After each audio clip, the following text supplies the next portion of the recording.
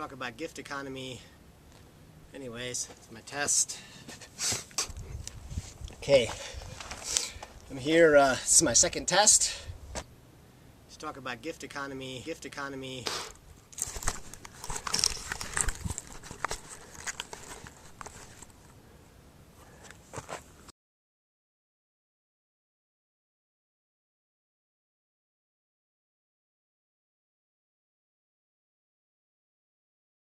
Okay, I'm referring to Marcel Mauss. I have an apple, you have 50 cents. I have an apple, I have an apple. Okay, so a lot of people have heard some of the theories and ideas behind gift economy, and I wanna talk about as quickly as I can why that's important, why that's coming up. Sometimes we hear the term gift economy or sharing economy. Often the word barter gets thrown in there. Alternative economies, alternative currencies, there's all kinds of conversations like that coming up. And so I want to start by referring to a man. His name is David Graeber. He wrote a book called Debt, The First 5,000 Years. Wonderful book, but I'm not going to get into it in detail. What I want to refer to is he identifies three basic methods of exchange that humans have over broad, sweeping periods of history. Okay, one is hierarchy. And in hierarchy, it's an exchange of goods and also services and obligations and debts between groups of people who, for better or worse, see themselves as fundamentally different. Okay? A typical example of that is like a feudal system where you've got an aristocracy, princes and lords, and then you've got your subjects, and there's clearly a social hierarchy there, and we can have our judgments about it, but the exchange of goods and services and how those humans are in fact keeping each other alive it does in some way, feed them as a whole culture and as individuals. So that's hierarchy. The other is market exchange. That's what we're relatively used to in our modern world, which is a relatively tit-for-tat exchange. I have an apple, you have 50 cents. I have an apple, you have 50 cents. We both agree that those are roughly equivalent values, and then we exchange them. And we're basically done. There's nothing really left to do. We walk away. I perhaps don't even need to see you again. Barter is in this world because it could just be an apple for an orange. And then there is gift exchange. Okay, a gift exchange is giving both where there really is a need, but also in a peer-to-peer way, in ways that you want to establish and maintain relationships. Okay, so those are the three types of exchange: hierarchy, market exchange, and gift exchange. Now, these three exist, and they all have their advantages and their consequences and negative aspects. And so the conversation sometimes when we talk about gift economy and that it can devolve into a critique of capitalism and oh, how wretched and terrible and mean-spirited everyone is. But that is not, at least it's not what I'm after. Okay. Because even gift exchange has its negative consequences, and once you really get into the field and study of it, that becomes very clear. So there are these three types of exchange, and they're all operating at the same time, in the same locations, even sometimes with the same people. And certain cultures and times and places accentuate some and neglect others. Right now, we have a very powerful market economy going on. And so that's the type of exchange that we're largely used to. We go into a grocery store, the price is right there. We decide, do I want a box of macaroni for $1.29 or not? It's not negotiable, and it's not, anyways, it's simple, okay? So, why are we talking about gift economy and gift exchange right now? The reason is not that it's better. It's not better. It's that most of us in this country, in the United States, our basic needs are met. There are very few of us going hungry. Very few of us that don't have clothing to wear or a roof over our head or warmth to keep our bodies alive, right? Though surely, yes, some do. But by and large, most of us can meet our basic needs, even relatively easily. But what we are lacking is community and connection and bondedness with other people, in particular other people, but also one could say with the earth, and I would suggest also with our kind of creativity, our just the beauty of our mental function, and then our emotional well-being, right? I mean, depression, it's pretty clear that that's a massive phenomenon that's going on right now. And so the reason that gift economy is such a new and interesting subject is that by gift exchange, it goes hand in hand with community. Gift exchange and community are in some sense the same circle, because a gift exchange, and I'll define that in a second, only really works in a small group of people that you are very close to and that you maintain ties and connections to. Okay?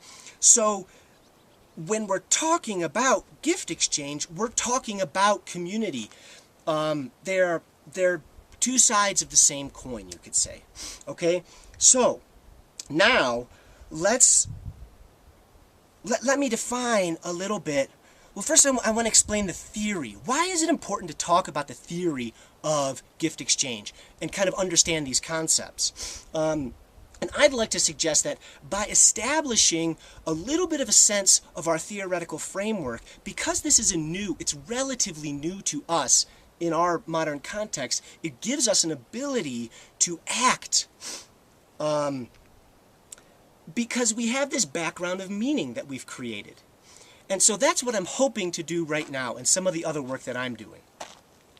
Okay, and so by building these mental concepts, it frees us to act, not to escape the market economy, because that is probably going to be around at least for quite a while yet.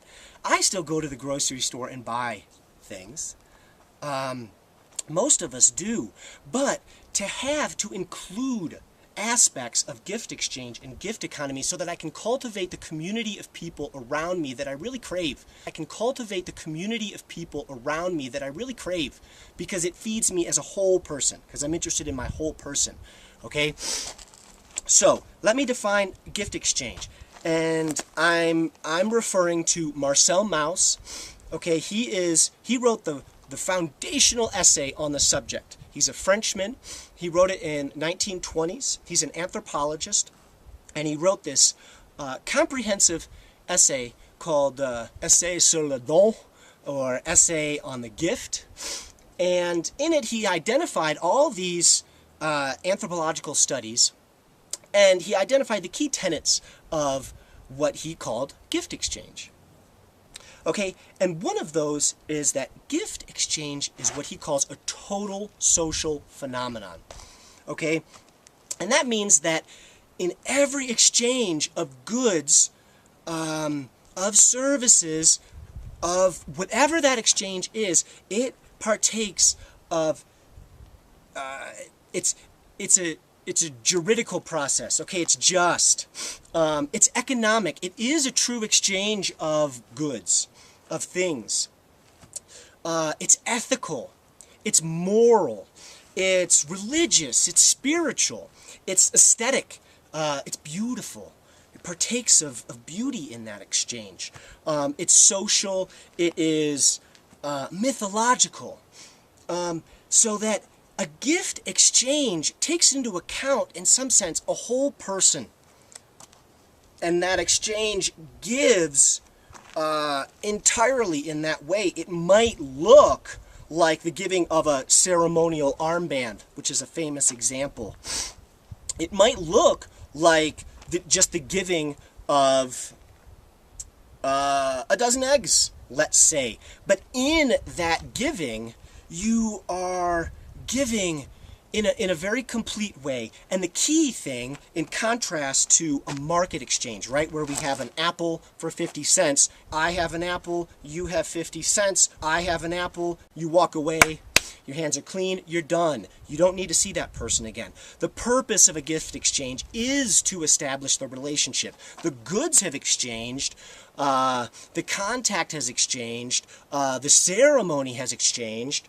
In some sense, justice has exchanged in a balance of the goods and things that are constantly going back and forth and being reciprocated. And what lasts is this bond.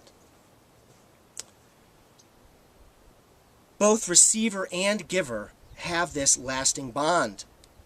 And that points to basically the other fundamental piece that Maus identifies, which is that in any functioning gift economy, there's an obligation to give. There's an obligation to receive. And there's an obligation to reciprocate. So it's not so easy to break this down into one give and take. Because what we're really talking about is a thriving, constant give and take. Yes, even, between two people, but really between two groups of people, or, a whole community of people that's constantly giving and taking and back and forth in all kinds of directions. That's what he's really talking about. And right now, we don't see that, for the most part, in our culture functioning, though there are examples here and there. But we want to cultivate that as much as we can. Okay, so when I'm talking about gift exchange, that's what I'm referring to. It's this total social phenomenon, and it leaves a lasting bond between two people. And we all, if we want, can think of times and gifts when we've given in that way, and how meaningful that is. Now, I want to leave you with the last idea, which is that if you believe this, right, if you care about this, and you want to cultivate that kind of exchange in your life, and you want to cultivate community and the sense of wholeness that can bring, the number one thing you can do is cultivate your own needs. You will have to practice giving to people, to draw people into you. Because sometimes you need to tip the balance a little bit. You need to start making examples by giving to people. But in our culture, where our needs are so routinely met, largely through this market exchange, if we don't have real need, our friends and family and community can't give to us. And exchanges of purely kind of emotional content are meaningful, yes, but they become magnified when we truly give things to each other. If you have a dozen eggs in your fridge and a friend comes over in the morning and says, "Hey, I just collected these eggs from my chickens," well, that's nice. It's wonderful, right? You appreciate it and you say thank you. But if you wake up that morning and you're hungry and you really want eggs, but you don't have any, and your friend comes over and says, "Hey, I just collected these eggs from my chickens and I'd like to give them to you." Oh man, it feeds you in another way. In this country, it's not so hard to make the leap to figure out how to give to people. It's a natural inclination. What is particularly hard for us is to learn how to receive, and how to receive in a complete and meaningful way. In order to do that, you have to have real needs. You have to stop meeting your needs in the easy way you can. If you need a new pair of shoes, you have to not go out and buy that pair of shoes. Or whatever it is. That's just an example. If you really want to cultivate meaningful community in your life, cultivate your real needs. Don't just meet them.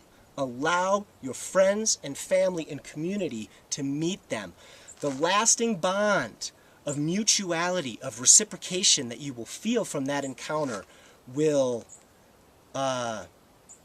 draw you further and further and further together. I can cultivate the community of people around me that I really crave. It will likely never replace, in our lifetime, the type of market exchange that we get when we go to a grocery store. But it will add and enrich to our lives, and the more that we do it, the more you experiment with it, the more you discover where it works for you, where it doesn't. I suppose I could just end with the gift of silence.